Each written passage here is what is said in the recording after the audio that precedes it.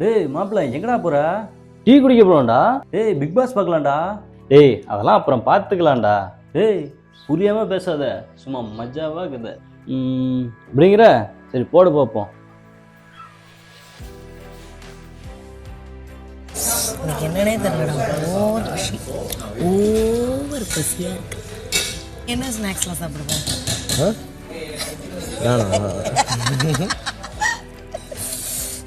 டேய் mid night கூட பசங்க பொறுமையா லபக்குங்க இல்லாம அடடே என்ன இவங்க இப்படி சாப்பிட்றாங்கன்ற அளவுக்கு வந்து நோ, நம்ம பசிக்கு நம்ம சாப்பிடணும், அவ்வளோதான். கரெக்ட். ஆனால் ப்ராப்பராக கவர் போட்டு சாப்பிடணும், அப்போ தான் பிளேட்டுக்கு. வர்ற மாப்பிள்ள பிக் பாஸ்ல சாப்பாடு கூட கொடுக்க மாட்டேங்கிறாங்கடா, இப்படி கூட பண்றாங்கடா. அவங்க எதை பத்தி பேசுறாங்கன்னே புரியலையே. நான் பசிக்குதுன்னு பேசிட்டு இருக்காங்க, நீ ஏன்டா அப்படி பேசுறடி?